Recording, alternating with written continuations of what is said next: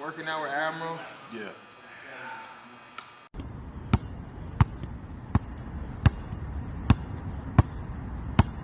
Good.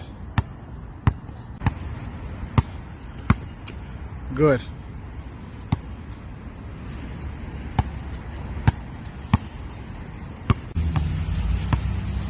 Good.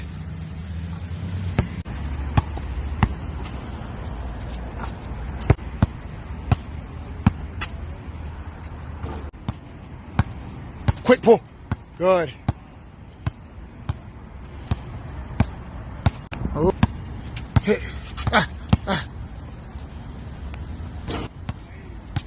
Shift hard, quick. Go. Now.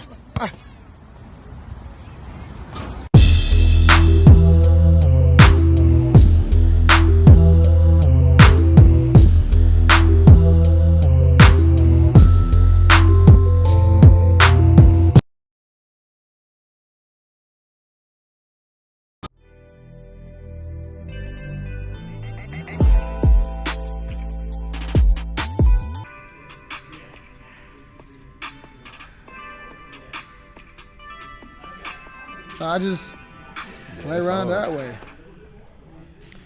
Yeah, that's hard. Well, yeah, it's your boy Chad RoB. We back, baby. Hey, today, man, I got a very special guest on the hashtag iAMWHOiAM podcast. This gentleman beside me, man, we were kids, man. He probably don't remember this, though. We was in midgets, man, and I remember being out there on the football field. He was number 5, man. And, man, when I tell you this kid, man, could play both ways, man. He picked the ball off. This before people was even passing like that. We were still kids. He played quarterback, take it to the house. Played running back, take it to the house. I mean, it's just like touchdown after touchdown, man. It was cold, just naturally gifted. And today, man, as men, man, we are sitting here in his establishment, Priority1Athletics, man. He invited me in, man, accepted my request to come through, man, and I appreciate it. And introduce yourself, cuz. Man. So my name is Sean Green. I am the owner and lead trainer here at Priority1Athletic. Like you said, we go way back. I'm originally from Alcoa, Tennessee, and moved out to Knoxville when I was in 7th grade and stayed out here. Of course, he said I played football, high school, all-state receiver, went through that. But basketball was always my passion. And which led me to where I am now with doing it. So, of course, I say Priority1Athletics, but it's actually basketball skill development where we train NBA all the way down to Little League players. So, so this is what I do for a living. I'm very blessed to be able to do that. Wow, man. So talk to me. So funny story, man. He don't know I'm gonna bring this up, but I remember I had left Alcoa. I think I was at a different school, and but everybody, you know, back in the day, high school, got to go to the Alcoa football game. You know what I'm talking about? Got to. Yeah. So you know, the gym was packed, man. I get there late as usual, and I'll never forget it, man. It was a close game. I can't remember what the score was. But I know y'all was, you know, when I got there, y'all was starting to kind of run away with it a little bit. But anyway, so you come down, man. It had to be a minute left on the clock, man. You probably don't even remember this, cuz. Man, you did somebody in with the cross. And then when I tell you put the man on a poster, and this was 11th grade. This wasn't even 12th grade yet, right? Yeah, it was 11th. Yeah. It was. So it was actually I ain't gonna put no names. I know exactly who it was, but that was actually my first dunk in the game. Yeah. And it felt like that. That's why I brought it up, because you were so hyped, man, and you back at basically your hometown, and you doing them wrong. Crazy. And it was like, man, I was like, that's I said, man, I'm talking to my homies and stuff, man. I'm like, man, that's crazy out there, man, doing them boys. So, man, to see you come to here, man, and have this, man, I'm proud of you, man. That's why I wanted to have you on so bad, because people need to see this, man. We as we was talking about this earlier, man. We as black men, we just won't chase anything. You know, we'll talk about it, but we won't be about it. And man, you is all about it, man. So I try to be, and the honest thing is, man, I can't take credit for my success alone. Number one, God first. Oh yeah, no doubt. Has opened plenty of doors and put me in the position to actually, you know, have the opportunity. But what people don't realize is God to open doors, but you got to do the footwork yourself. So what he did by opening doors is surrounding me with people who, is going to help me get better along the way, not only as a trainer but as a businessman, because this establishment is not going to last just because I'm dope at training. Right. I mean, there's things that happen behind the scenes. There's marketing. There's, understanding, like I said, my audience and whoever I'm doing things for, and learning how to continue to keep this going on. So I've learned a lot in this process of being a businessman and being a trainer. So Right. So talk to me about, let's start high school, man. So I know you were the starting quarterback at Fulton, wasn't you, your senior year? So well, how did that work, man? Talk to me. It was fuzzy. So okay. I was not the starting quarterback. I was a starting receiver, but I just played backup quarterback because my preference was to go out and catch the ball. Oh, okay. So I had the opportunity to do it, but I would always turn it down. If we had another option who was fairly decent at throwing, I would just go get it. Gotcha. Because you had a cannon. Oh, even as a kid, man, you had some heat. I had a little bit on me, man. Yeah. So, but either way, I mean, I just wanted to get out and compete. So Right. It was cool. Right. So after you said you were all state, right? So after that, where did you wind up going to college? I went to Mars Hill College. Okay. It's in North Carolina. It's Division II. Okay. So it's crazy. I had all these offers to go play Division I and football, but I'm gonna be honest with you, man. Like, I ain't like hitting. You didn't like hitting midgets I didn't like. Yeah, you no. didn't like hitting midgets either. I was like the jersey grabber, the pull down guy. But when it was a big hit, like that wasn't me. I always say, man, I don't want to get hurt for basketball season. And it's funny because it was always a joke on my team, and everybody knew that and kind of respected. But like I was like, that's how you were in midgets. Basketball was my love. That's what I did, and and the thing about it is, people sometimes are not, I guess, secure or feel comfortable enough to say it. But I guess at that moment, I wasn't good enough to play in a major platform. I competed with guys that played on a major platform and did well. But in hindsight, in the college world, I guess I didn't have enough exposure, or I just wasn't good enough to play Division I basketball. I'm okay with that. I'm okay to say that. Yeah. So I played Division II, and the reality is, bro, I never played a college game. What? I was there on a scholarship, redshirted because of my ACT scores. All right? Okay. My classroom GPA was a 3.0, which I did well. I could have did better, but 3.0. But as far as my ACT, like, I struggled with time tests, bro. Like, I used to freak out. Like, literally, I would freak out, palm sweating, stare at questions for like 15 minutes, and then realize I need to move on. Wow. So I struggled. Ended up being redshirted because I wasn't qualified to play that year. Got to college, wasn't mature, and lost my scholarship because I wasn't fulfilling what I needed to do as a student. Right. And that's the major reason why I really got into like training and everything too. Like, because I know the skill development portion was needed, but kids need mentors, man. Like, they need to know what that process is like. Yeah, you said something there. Especially the youth, man. Like, even before high school, like middle school, they need to be. That's like a warm up for high school, because high school, man, it's serious. Like, Definitely. Everything that's inked then is sticking with you. Definitely, man. So middle school is really when they need to be practicing. And kids don't get that, man. Sometimes they get stuck in I'm a child, and they always think their time and their window is always wide open, but they don't realize every year the window continues to close, and then it finally is that time to make a decision, do what you're gonna do. And their window is like this big, so they can't squeeze through it. You know what I mean? So, like, you got to do everything you got to do to keep that window open for you to make it through it. Yeah. And kids don't get it these days, and I think a lot of times because it's just society's different. Number one, like, they have so many things for distractions. You got to think, number one, your cell phone. That's the biggest distraction. Yeah, you said something there. So now kids are so in tune to their worlds that they don't even look up to adults anymore. Wow. And you remember back in the days where you used to be like, just little stuff like, man, I want to pump gas like my dad pumped gas. Or I want to stick my debit card in because I see my mom and daddy doing it. Like, those are the things that we were excited about being adult. Yeah. But I don't think kids are excited about being adults now because they have so much now while they're kids. It's like, this is cool where I am. You know what I mean? So I really like that whole mentoring piece. Cool. Of doing this too, and letting kids know that it's more than basketball. Yeah, that's what's up. So you don't play a game in college. So what do you do? What happens after that? Man, so it's crazy because I have my wife walking back here. They can't see her on camera. Oh, okay. With her pretty self. I transferred and went to ETSU. Okay. I was like, yo, I'm going to walk on the team here. They knew who I was. Yeah. Because everybody knows about an athlete who's doing pretty well, whether I fit their program or not, but they knew. Had an opportunity to walk on. They was like, hey, can't offer you any money, but just keep your grades up. Let's do what you got to do. And I'm like, I'm in. I'm going to do this. Yeah. What happened? Bigger part of your school. So I was like, oh, my God. So I lost my mind there. Yeah. Then came home. Thought my life was over. Ended up meeting my wife. Which has been really good because I've grown up a lot from being around here. And that's the big major piece of me being a good businessman because she's a CPA.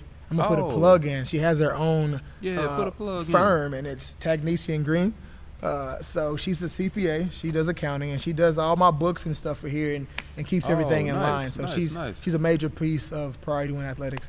And, just from being around her and her being an adult and being in the – because – I'm going to go ahead and throw it out there. She's older than me. What? Yeah, babe. Yeah, she's older. So she was in her career while I was still kind of screwing up in college. And just from, I think, being around an older woman who has everything, I was like, I better get my stuff together and show that I'm. So scoot down the road now, like here it is years later. We met when I was 20, and here it is. I'm going to be 37 next year, and we're still together, married with kids. And, that's just – the transition from college just led into all this. A lot of bumps in the road, a lot of being stupid, a lot of growing up, and and here I am now doing what I do. That's what's up. How many kids you got? Two.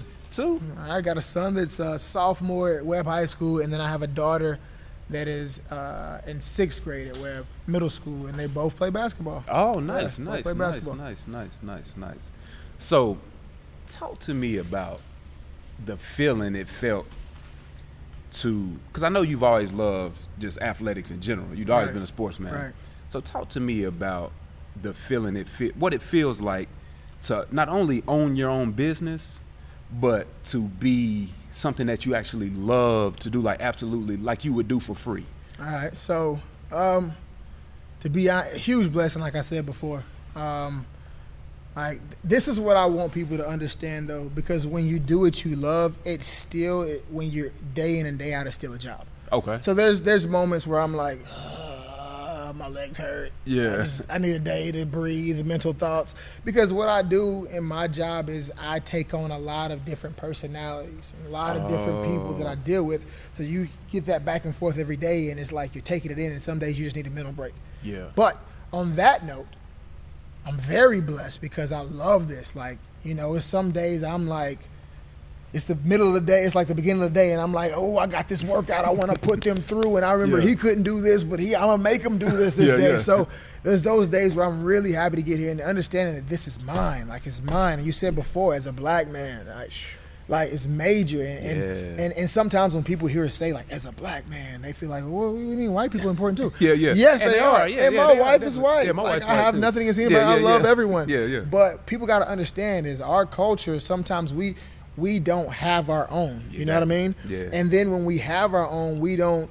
do exactly what we need to do to keep our own. Exactly. So people got to understand, like, it's major for me as an African American to be like one of the only full-time training facilities here that runs. Like, it runs. It's not like I'm just here for a season. It's not a fad. It's not like I don't have something that's happening every day. It's a full-blown schedule, business that runs, just like you walk in Walmart every day. Oh, wow. You walk in here and there's sessions going every day, 7 days a week. And I'm very happy to be able to maintain that and to see it grow, because I started off on outdoor courts. Wow. Talk to me about that. How does that work? Man, bro. Like, when I tell you, outdoor courts, I had a few clients. I was full-time. So I actually taught first. I was actually a teacher, school teacher. Wow. What did you teach? Man, I taught kindergarten was my first teaching job. Hey. Oh. Kindergarten Cop. Have you seen that movie? Arnold Schwarzenegger. Some of y'all young folks may not know about that, but it was one of those. It's not a tumor. That was actually what I felt when I first got there. 4th grade, of course. In elementary, you teach every subject. Okay. And then finally, I taught 6th grade, and I taught 6th grade math, and I actually coached also basketball. But I was really big into the development more than I was the coaching part when I realized that people needed that. But for me being a teacher, taught me how to be a better trainer because I now have a plan A, B, and C. So if I'm teaching it this way, you don't get it, and I can teach it this way. If you don't get that, I have a C, and then sometimes I have a D, E, F, G. So I know how to like really control my crowds. I can really speak well to kids where they understand, and also speak to parents well about my program and things that we do when I'm actually trying to sell it to people. Gotcha. So that works out. So teaching led me to being a better trainer first, I think. But to get back to it, the outdoor courts. So in the winter, it's cold outside. You still hooping? Bro, I trained the defensive coordinators' kids of UT football, the Gen 6. And those are one of the first kids that I trained outside when it was cold. And they're from like Detroit, so they're like, "Oh, we're good, we're straight." So I'm like, "All right, bet, let's get it in then." Yeah. So we get there and we're training, and I'm like, "What was I thinking?" Like low key, I'm out there in a hood with toboggan, my nose is running, like, and they're looking at me like I'm tripping. Like, let's get these shots up, buddy. Are you okay? And I'm out there like, y'all are kidding me. Like, so. How to deal with that, the weather, got to think. So I can't keep a consistent schedule because I can't tell God, hey, not today, Lord. You said it was going to be 40 or 39 or below, like, 20s. I need you to make it 60 and sunny. So I can't do that. You know what I mean? So I had to really work around, which then on top of that, I used to go to certain gyms too. Like I had a membership at National Fitness. Oh, okay. I used to train people there, but then of course they were like, "Hey, you can't do that here because it's not a part of our stuff." And I'm like, "You don't even offer basketball training. Why does it matter?" Yeah. I was like, "Can I not even train my son here?" Yeah. It's like, "Nope, because if you're training him, he's under instruction, and you're not one of our employees." And blah blah. What? So eventually we had a meeting, like a 2-hour meeting about trying to see if we can work something out for me to be up under them, but they wanted more of what I had than what I wanted to give them. I wanted ownership of my own, so I wasn't really willing to compromise that. Yeah, I don't blame you. Eventually got blessed by Central Baptist. They used to have free time in the gym. Yeah. That's the church off of Kingston Pike across from the Krispy Kreme. Oh, yeah. So they got a gym, and they had free time, and they allowed me to use some of the hours that they had. And when basketball season started, they only had 1 hour available every day because people had practice there. Yeah. And I took advantage of that, so I did groups. Yeah. Then eventually, my wife was in a tax planning meeting, and she was talking to somebody about what I did, and they were like, "Oh," and she's like, "Eventually he wants to get a facility, but we're not sure if we can afford that right now." So she was like, "I know a lady who got a guy into a facility that's personal training." She's like, "Cool, I'll hook you up with that lady." Well, the lady ends up talking to the guy about me, and the guy was like, "I'd like to meet him." He saw my Instagram, he saw my social media. He's like, "Let's meet. I got plenty of space in here. It's a 10,000 square foot building." Oh, wow. So I met him, and we talked. And that was like almost 4 years ago. It'll be 4 years ago this March. Man, and it's been going awesome. ever since. So I owe a lot to my guy, Blake Denny. He owns Unlimited Training System, which is where he does his group trainings and stuff across over here. You guys can't see that. Yeah. But I owe a lot to him because he was, kind enough to open his doors to me to give me a place where I can call it my own. Right. And I can have a consistent schedule that people can trust. And that's what really, upped the growth of my business. Shoot, that's what's up. So you said you coach all the way from grade school to pro level? Yeah, man. So how if a man was wanting to bring his kid over, how would he get in touch with you? How would he? So definitely I'm heavy on my social media. You have my Instagram, which is at Priority1, like the number 1, not spell out 1, Priority1Athletics, and of course that's on Facebook. But I have a website, which is www.priority1athletics.com. And it's spelled out just the same way it is on my social media. Oh, nice. Okay. They can contact me there. My number and everything is plastered everywhere on everything that I have. People actually book their sessions. They don't book it through me. I don't talk to them. Oh, okay. So only time people talk to me is when they book a one-on-one session. Because I Gotcha, kind of gotcha. pencil those in where I feel that I got time or whatever. Okay. But people go to my website, they sign up online, they actually book their appointments online also. Oh, nice. So after I got in here, I was taking paper appointments for a while. Yeah. Then it got to the point when I got in here, I was like, this is too much. Yeah. So then I had to actually invest in Yeah. something that was going to help me out. And sometimes people are afraid of making investments because Invest in yourself. Yeah, they think about the money that's going out and not about the benefits it's going to do for you. Preach. So with me having people booking online, now I have more time to actually do what I have to do. Because you got to think, if I'm talking to everybody and taking appointments every day, that's minutes that I'm taking out of my day that I could be doing something to make what I'm doing better. Right. So, that's what I had to do. And now you go online and you book. That's what it is. That's what's up. Everybody come on the podcast. Yeah. I got to know it, man. What you got to know, man? Top 5 rappers, Top MCs 5. of all time, man. Ooh. Of all time. And I ain't talking, You man. just going to come in. Hey, yeah, with the Hit left. me with Yeah, with that. the left. So these are the credentials. It don't matter how famous you are. Oh, I don't do that. Okay. I want somebody who gonna spit something. I like a lot of people who are underrated. Yeah, okay. And that's what I want to hear. I want to hear about who you like. So when you having one of them days, you like my knees hurting, you need to really get pumped up to come in. That's who I want to hear about. I want to hear about who you feeling, man. They gotta be in order. 5 is the worst. My number 1 is my favorite. Yeah, because he's gonna be number 1 because he's my favorite and my favorite before he got big. So actually, I'm gonna tell you a story. T.I. Ooh. So that's my all-time favorite. Let me tell you a crazy story. So when T.I. first broke out, no one around here knew him. Alcoa, Knoxville, nothing. Yeah. I had the privilege of having like his underground stuff before anybody knew because my brother went to East Tennessee University, ETSU, and he was really good friends with a dude from Atlanta named Pat, whose brother was a DJ in a strip club. Wow. So his brother had a whole bunch of just underground stuff. Wow. So I remember going to visit my brother and they're playing. And I'm like, who is that dude? He was like a dude named T.I.P. He's like, he really ain't hitting hard yet, but I was like, I like him. So at that time, it was still tapes. Yeah. So he was like, a mixtape was actually a tape. Yeah, no, It right. wasn't a CD, it was a tape. So my dude was like, bet, I'll go ahead and copy you one right now. Yeah, so yeah. The 2 buttons, you hit them all together. So he copied the whole entire tape for me. And I remember just playing around Knoxville. And I remember folks being like, who is that? And I'm like, dude named T.I.P. I was like, that's stupid. Yeah. His name is Tip. And I was like, yeah, I guess so. It's Tip, but I like him. Yeah. So then finally came out with his first album. People found out who he was. And I used to be like, it ain't so stupid now, right? Yeah. And then he just, of course, for where he is now. So T.I.P., T.I., Clifford Harris. Yeah. If you ever hear this podcast, I was the first to fool with you in Knoxville, and I promise you, I'm not just saying that. Hey, if he say it, it's facts. I was the first. I don't lie about stuff like that. Yeah. So I rock with you, and I appreciate the music that you've put in. Yeah. The art and the things that you do for the culture, for your city, Yes, sir. for your community, and just speaking out for folks. I appreciate it. So now let's go to number 2. Who you got? Number 2, I'm going Jay-Z. Everybody fool with Jay-Z, man. I fool with Hov, man. Like my favorite album from him was The Blueprint.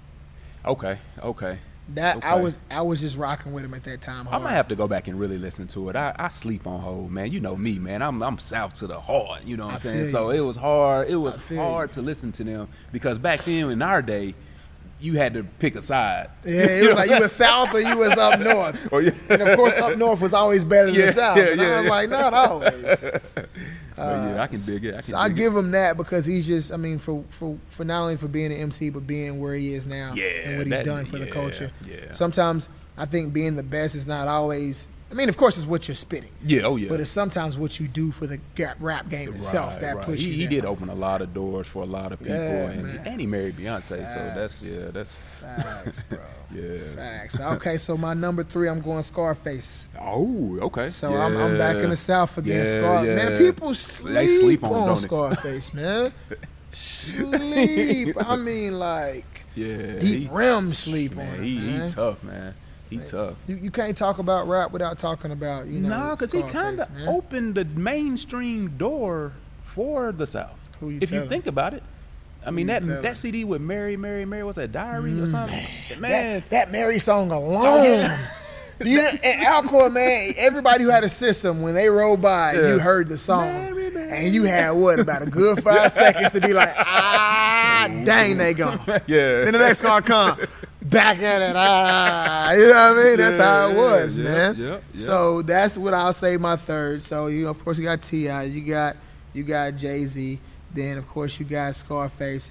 But, man, I got to Busta Rhymes.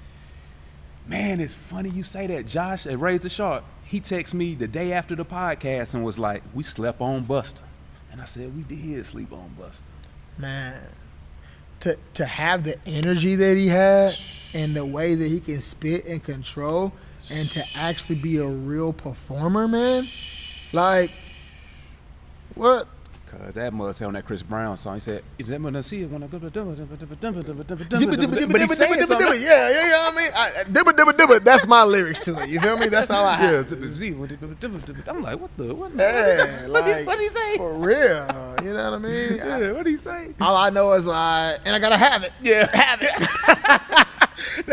I know them for sure, Bus. I rock with you. I gotta have it. That's all I have, man. But I was rocking with him back in high school. Yeah. Especially with that song with Janet Jackson. Yeah. Man, Break Your Neck. Yeah. The little song he did, Fire Up, with the Knight Rider beat to the back of it. I forgot about that. Yeah.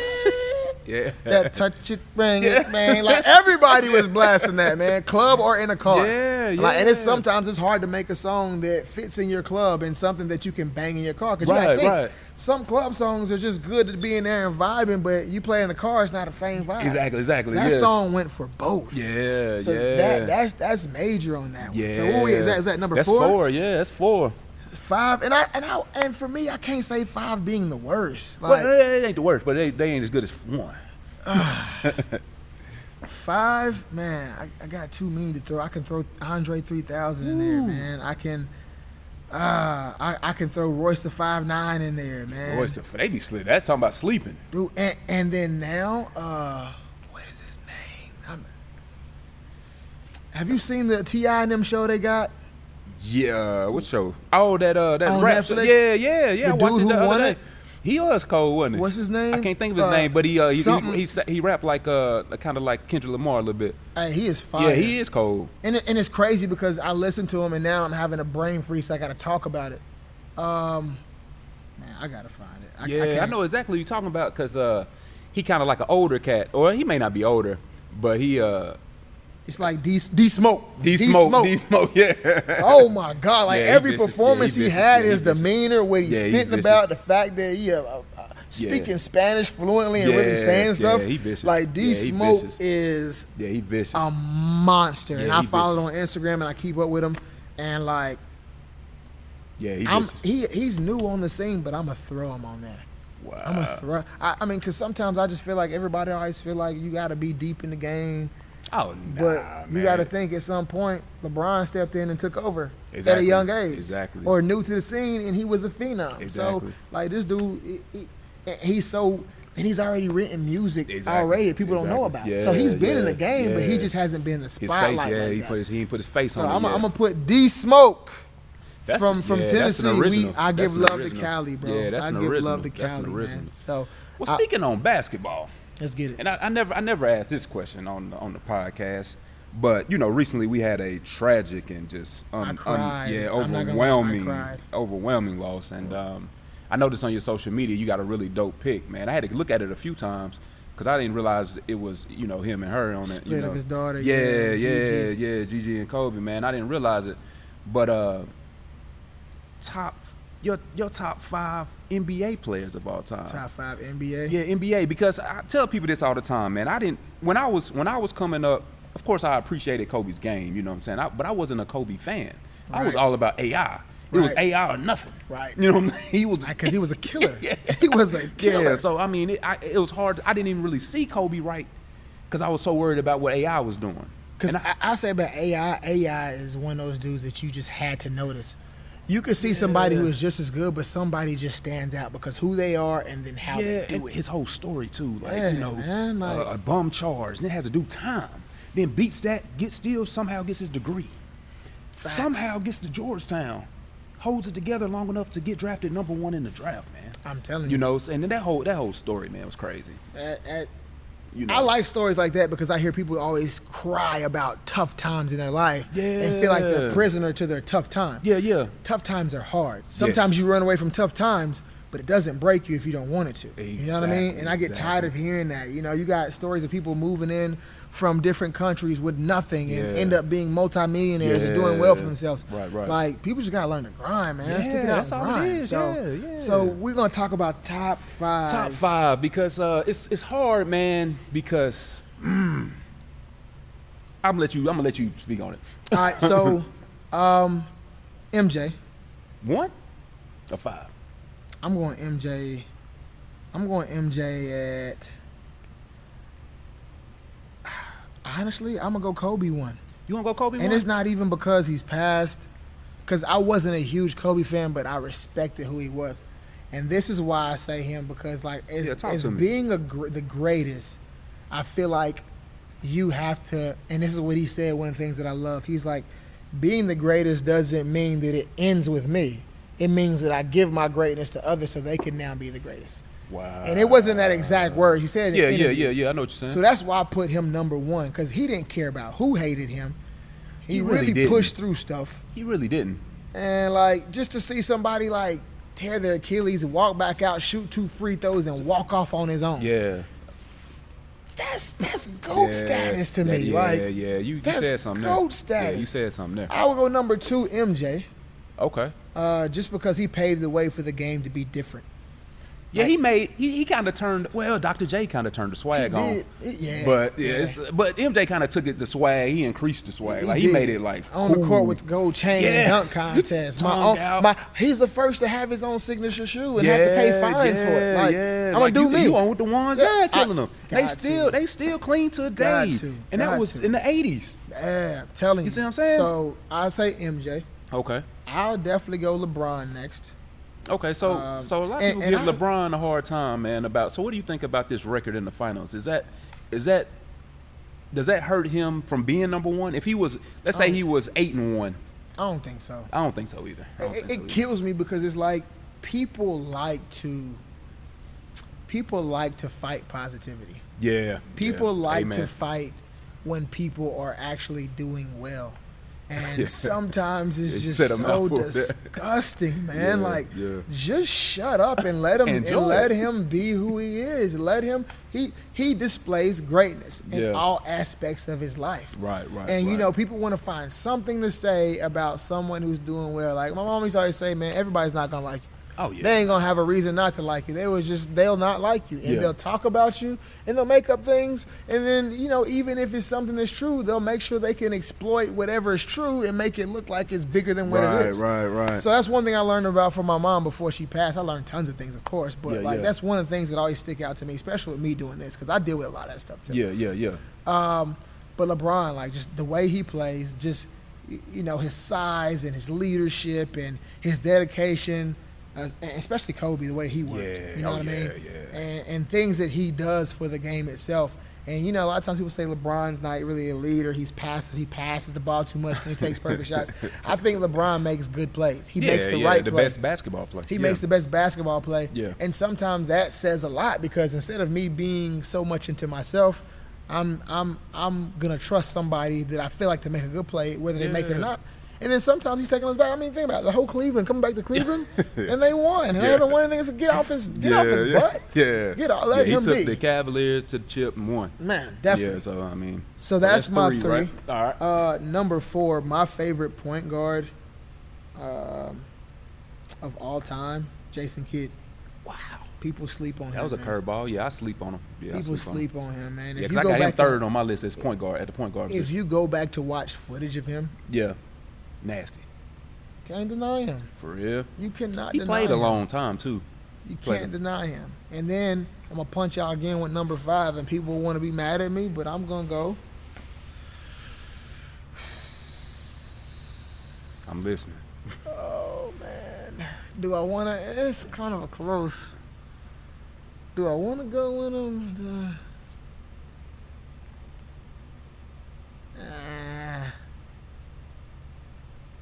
Steve Nash, man. Yeah, bro, you hit me out, my stomach hurt. Steve Nash. That was a gut shot, man. I was a point guard growing up, man. So. Yeah, you was, man. Funny story about that, man. Funny you brought that up, man. I remember in I think it was 7th grade. We didn't really play basketball much at the gym or whatever, but for some reason one day they let us hoop on the court on what's that Teeter gyms? Yeah, man. Yeah. So you it was funny, man. I had never seen you play basketball. I had seen you play football, and I didn't put 2 and 2 together. Athlete is athlete, especially back then, right? But I remember you picked up the basketball, man. You went behind the back, between the legs, and did something. I said, what's wrong? Oh my God, where that come from? It was a timeout. Yeah. I saw this right here. I didn't know anything about this. I was like, man, I need to be right what I need to be doing. Man, I grew up playing ball. For real? Yeah, my uncle was pretty much a legend at Alcoa. Kelvin Richardson, they call him K-Rich. Oh yeah, that's your uncle? That's my mom's brother. Wow. So like he was a legend. He still is a legend. I mean, not was. That's why I fell in love with ball because of him. Wow. And everybody knew back in Alcoa, if he pulled up to the basketball court and his car was parked, give yourself at least an hour, the whole entire court was packed. Oh, yeah. And you remember in Alcoa I remember back watching in the days, them too. Yeah. Like, if Sundays, you couldn't hoop, you weren't going to get picked up. Oh, no. And if you lost a game and you wasn't like that, you probably weren't going to get back on the court. Yeah, you ain't getting no And it'd be everybody standing around the court, on the gate. Yeah. It'd be people in the parking lot with their stereos blasting, drinking, smoking, whatever they were doing. Yeah. And it was like the culture of hoop was like so thick. It was like a baby rucker. Man, facts. Yeah, like a baby rucker, man. You remember they used to hold the 2-on-2 tournaments every year. Yeah. Facts. My highlight growing up is I remember watching my uncle always play it and doing a dunk contest. Yeah. And he would always win it and take all the money home. Yeah. And I'd be like, wait till I can play in this. I'll win one too. So cut forward, I'm 18, and my uncle said, we're going to play together. And I was like, what? Let's do it. You know what I mean? I'm ready, bro. Like, so here it is. I'm playing with him, and we go through and we win that thing. So we win first place together with my uncle, K-Rich. Yeah. And then the dunk contest comes. He wins first place, I win second place. So we took the top money and everything. Wow. And we split.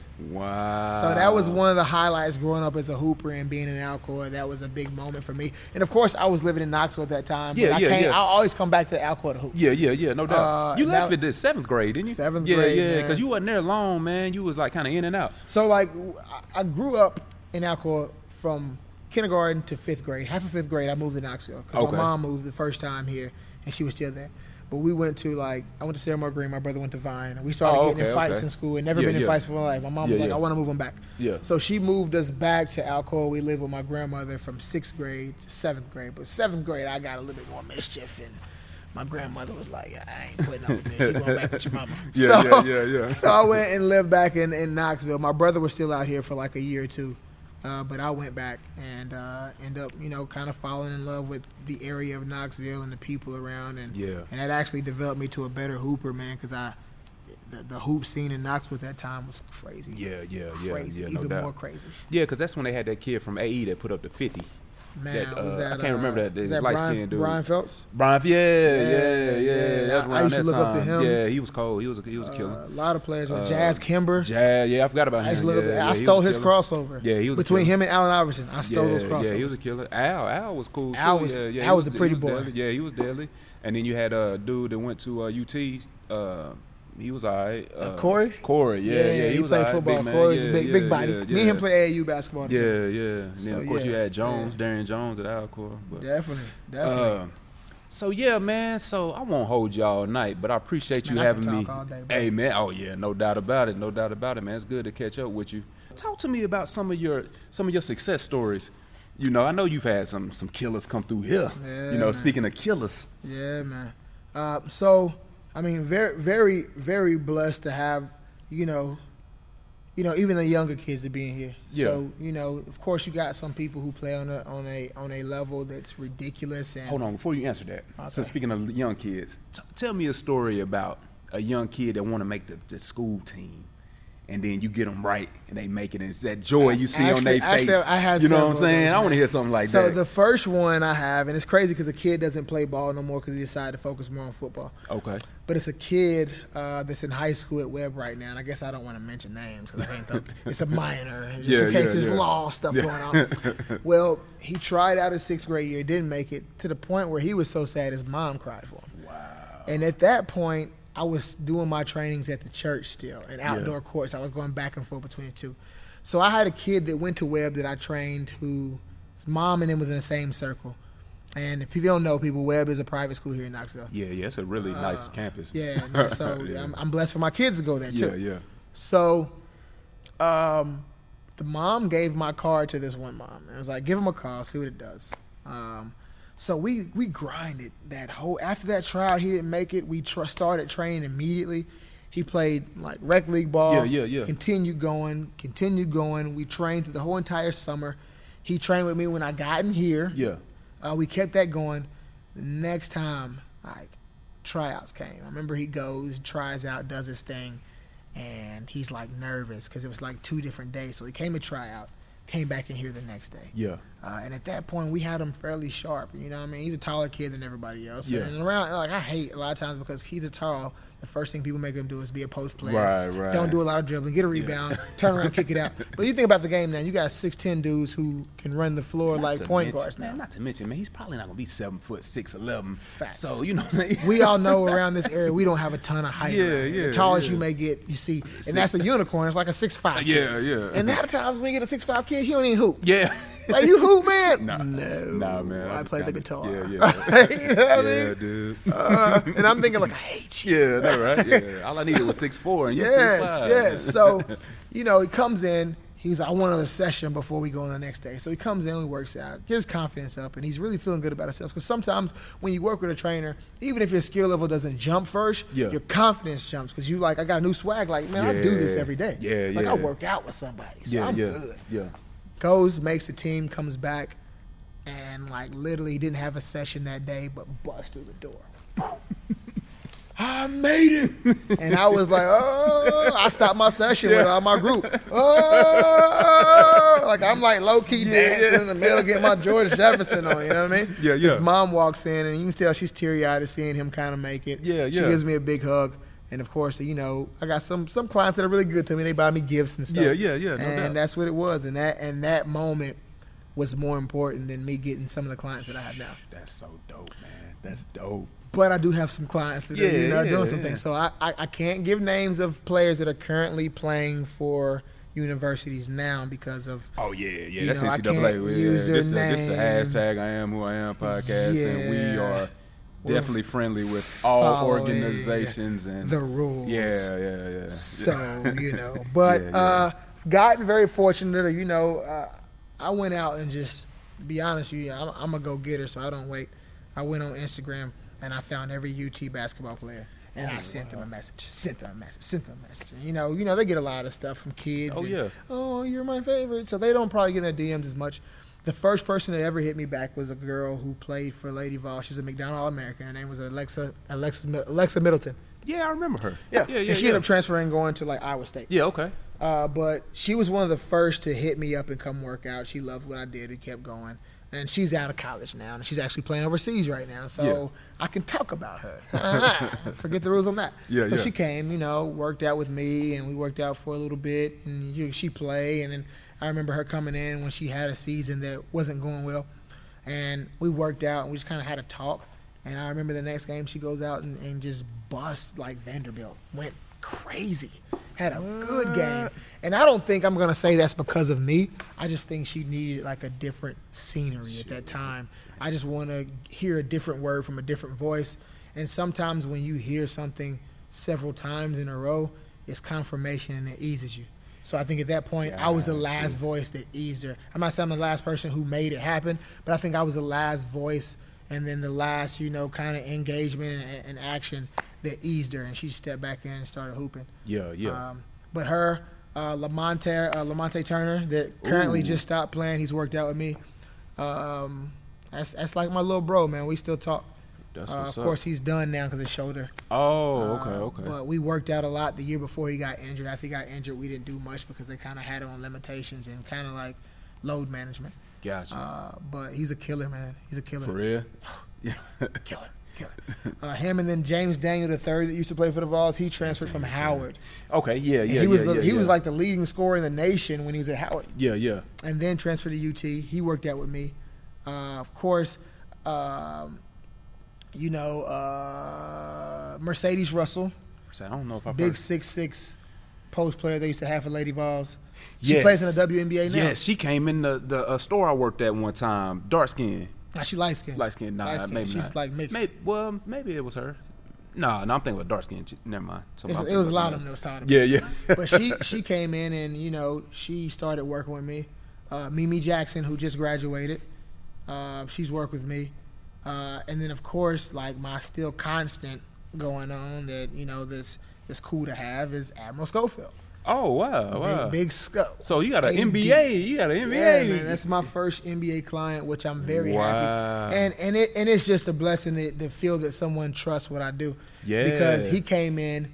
Mimi Jackson actually brought him in the first time to work out with me because she was coming and she was like, I'm about to work out with this dude. Yeah. And he was like, shoot, I'll go.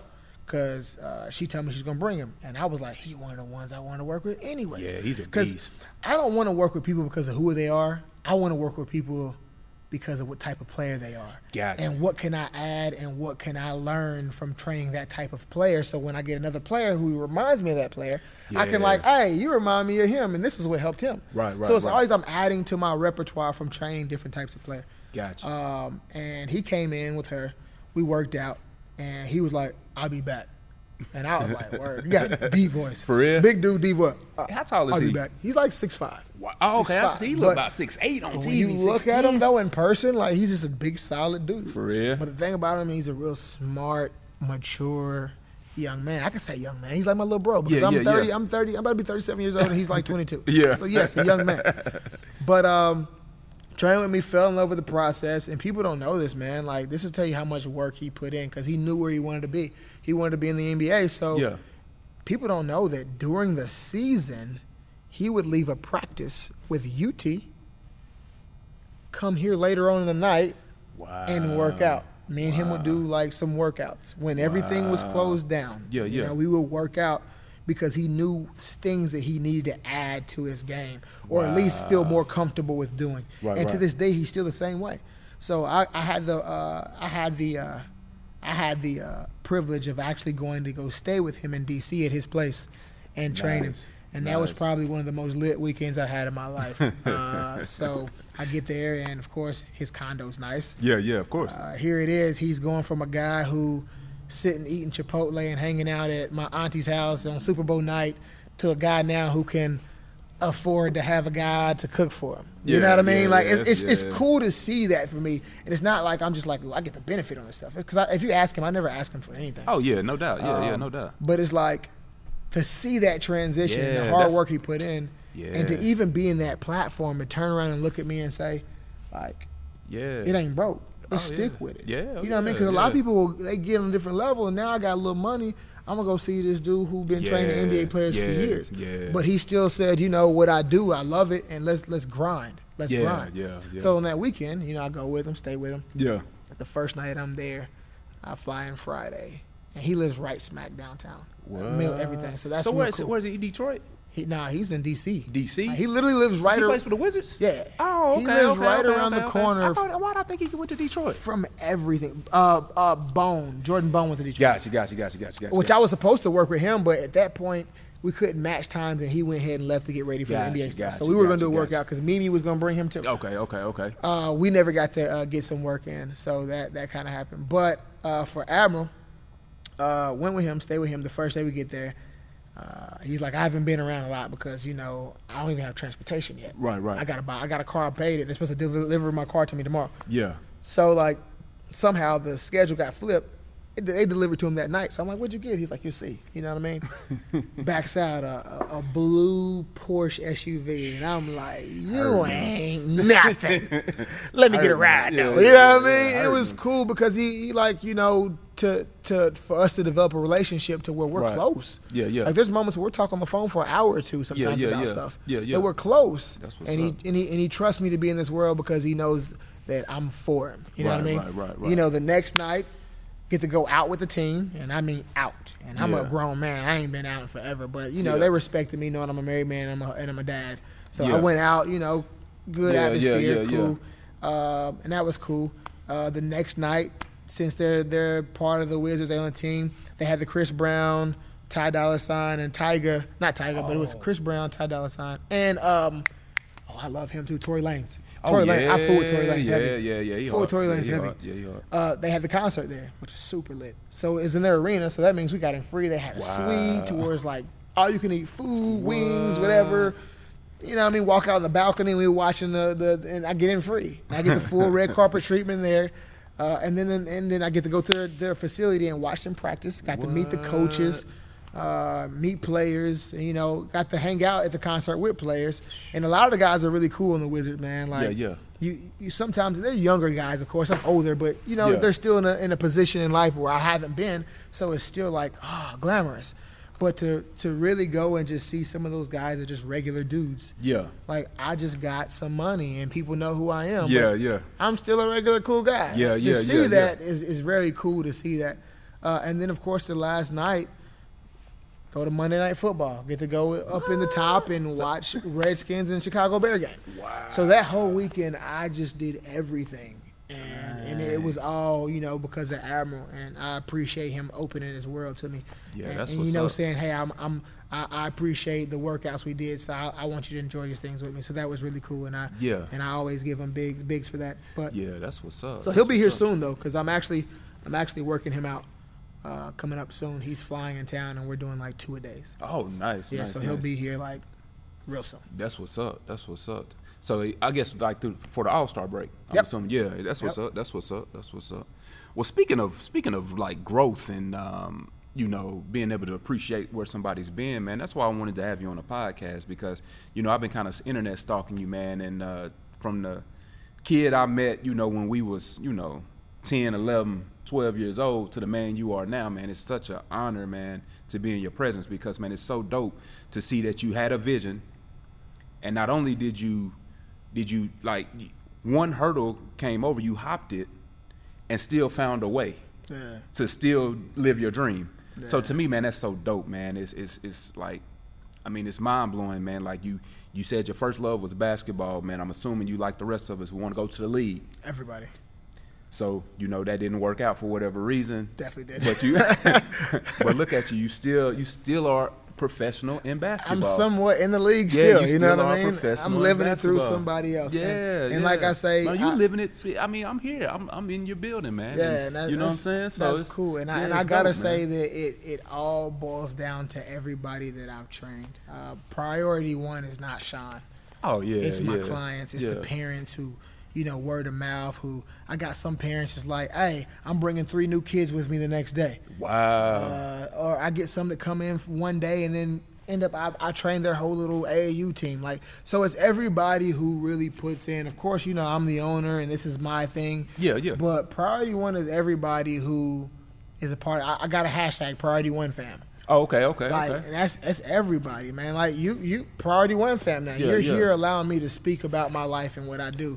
Man, it's a pleasure. And you're giving me your platform right now to speak about that, and I appreciate you having me, because for me, no matter if you're in the beginning phase or you're down the road, like I'm proud of what you're doing, man. Hey, man, I appreciate it, man. This is major. Like we say, as black men, we got to learn how to just do something, man. Do it. Because from you doing this, you can inspire somebody else. And that's the whole purpose of the podcast, man. Just to say, look, man, learn as you go, but get started. Oh yeah. Yeah, get started. Oh yeah. Because you're gonna hit your toe, you're gonna be pissed off, you're gonna be all that. Yeah. But just keep going. It's crazy when you do something every day that you get better. Right. People don't see that. They'll do it 2-3 days and then stop and be like, it ain't working. Yeah. Why is it not working? It was hard one day. You know what I mean? It was hard one day, and I just said, you know, forget it. Yeah. And that's what kills me. Because, like, you just got to stay consistent. Yeah, that's it. Because you got to think, people don't realize that sometimes it's like you're driving up this big, huge mountain. Man, it's and tall. That's what it is, and it's tall. And it's tall, and it's a lot of mountain. And you feel like at some point, I'm not going to get over it. Yeah. And then sometimes what happens is people end up quitting before they get to that top. And they don't realize how close they are to it. They're like right by it, but they can't see it. They're close to it. Like and they just say, you know what, forget it. But they don't realize is their breakthrough is like at least 3 steps further.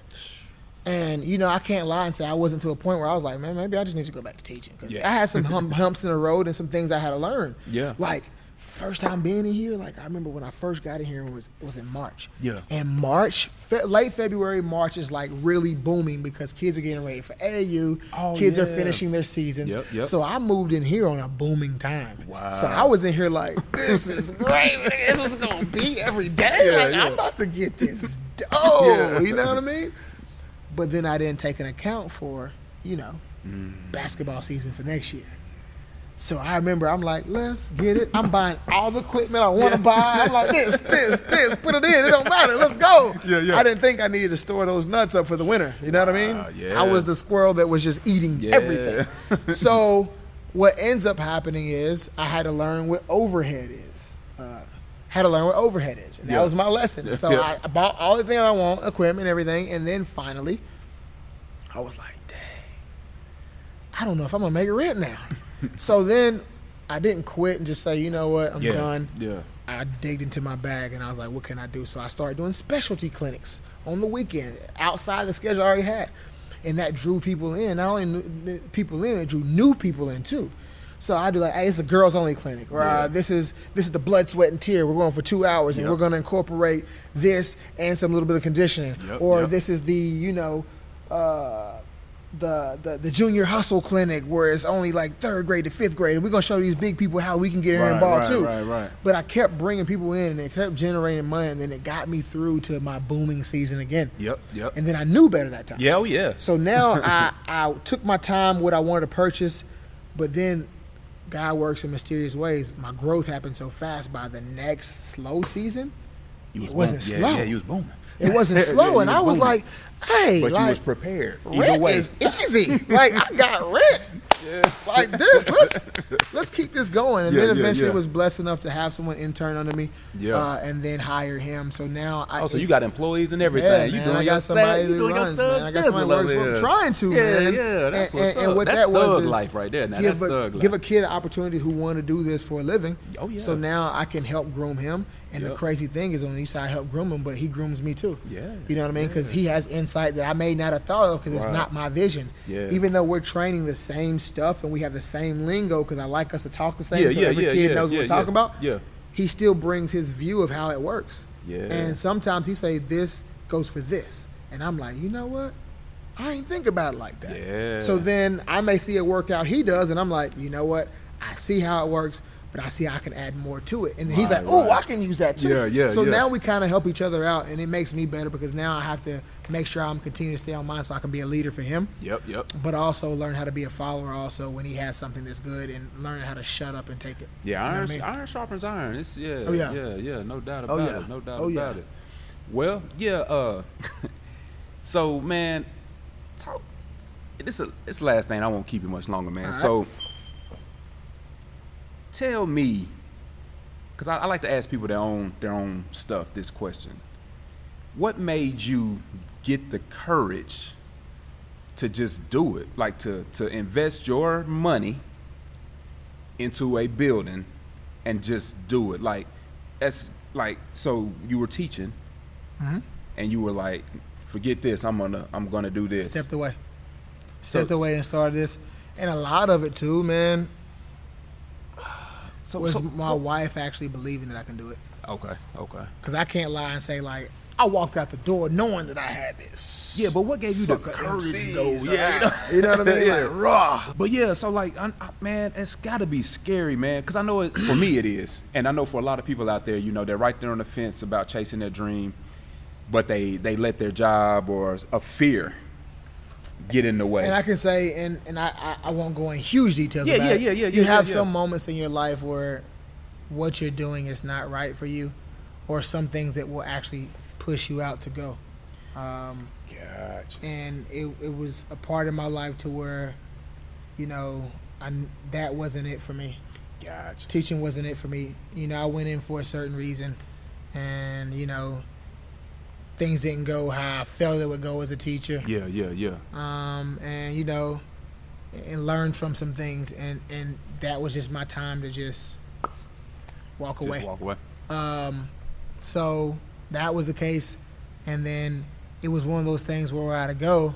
When I left, like, Priority 1 was in my hand. It was already running, because I was still training clients on the side. So I probably had like 12, anywhere from 12 to about 20 clients on the side that I was doing, and I was training. So it was generating money. You had already started the process. Yeah, so you just didn't jump out and then. Nah, it was generating money. Gotcha. At that point, I was just like, you know, if I dive into this, I could probably do way better than if I had time to invest in myself as far as the education of this, the business side of this, and the marketing side of this. I could probably make it big.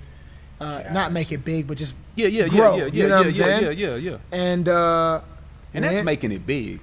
Believe it or not, doing something you love every day is making it big. And I agree with that. I agree with that.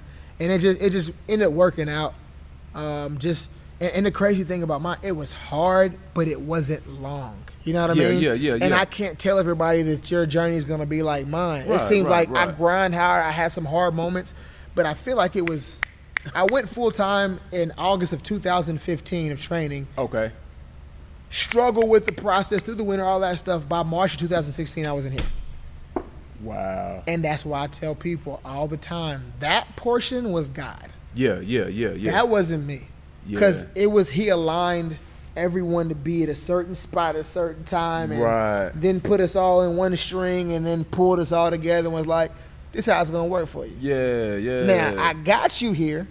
Now you got to walk through the door. Yeah. You know what I mean? And that's what people don't realize sometimes is got to open the door, but if you ain't doing the work to walk through it, like, you got to actually put a front of it and get to it. Some people will pray for a blessing, and God will be like, here it is. But they be like, man, like, I can't get an Uber to the door or something. I can't get a little hover around or something to the door. No, you got to actually get your feet and move those things and get there, man. And people don't understand that, man. Like, they think blessings is somebody taking something and going, there it is in your lap. It's already done for the gift wrap. And it's everything. Your account's in position. And you ain't got to advertise. Because you know me, I'm God. And my Instagram is cool, so I got you straight. I'm just going to send the plug straight to the front. So, and that's what how they did it. But for me, it was a lot of work. I was consistent. Like, it was times where I'll bring up my training in a conversation that had nothing to do with training. Somebody be like, hey, man, how you doing, man? I'm like, good, man. What do you think about this weather? Man, it's great, but I don't have to worry about weather no more because I do basketball training and I got a facility. You know what I mean? Like, I tie it in some type of way. And it was crazy. So, like, it ended up, like, from me talking and just always throwing myself out, and people don't realize how much free stuff I did. Like, I remember driving all the way to like, Gatlinburg or Pigeon Forge, Seville area, just to do a team that found me on on Facebook, and I went into the free clinic, and I didn't get a client from that clinic until like 6 months later. It was one kid. But it was times where I would do things for free all the time just to really put myself out there. And then on top of that, like, man, my family would wear the apparel everywhere. And we were always going everywhere. And then like, it just always conversations. And I put myself, I would go to basketball games. And then sometimes talk to some parents after basketball games. And that's how it would work out. And then just from that and continue to do that, and it just grew. That's what's up. So I hope everybody out there got it. Start on it. Don't just jump in the water. Keep your life jacket on. Start building over here. Pay the bills over here. Once this starts generating, then jump off the porch. Have a plan. Have a plan. Have a plan. So I mean that's dope, man. That's really dope, man. That's really dope. Well, yeah, man, I won't keep you all night, man. I really appreciate you being on, man. This is episode 28, man. 28. Woo. 28, man. That's Marshall Falk in this thing. Warwick Dunn. It is. You know what I'm saying? Yeah, man. So, man, I appreciate you being a guest on the show, man. It was a pleasure being with you, man. And let them know again the website, man. I'll flash it on the screen for you, man. Definitely, it's www.Priority1Athletics.com. All information's on there about training, how you book, information about pricing, scheduling, and how we end up doing our sessions based off of each level, whether you're beginner, intermediate, or advanced. So check in with that. Remember, when you say Priority 1, it's a number 1. So Priority the number 1, then athletics with the S at the end. And he has some really dope apparel. I don't know if y'all can see it. That's the no soap apparel we have here. It's really dope, man. So definitely check it out. Got the hoodies and everything. So yeah, definitely check him out, man. He's doing big things, man. Definitely shop with your boy. And hope y'all got something from that, man. This is a man I know personally. Started from the beginning. Wasn't handed anything. Started from the beginning. Now look at us. We in his facility shooting a podcast. So you can do it, man. Just get started. Let's do it. Let's grow together. Let's grind. It's hashtag iAMWHOiAM, the podcast, episode 28. And don't forget on YouTube, subscribe, like, comment, like it. Leave a bad comment if you don't like it. but just like it anyway. But just tell me how you really Facts. feel in the comments. And then on Spotify and Apple Podcasts, same thing. Leave me 5 stars, but then tell me how you really feel in the comments. That'll help us out. It's just a click. Just like it for now. And then when we get on, y'all can dislike me and We can talk later about talk it. later. Yeah. But on that note, man, as always, appreciate you having me. My guy. And I'll be back. Yeah.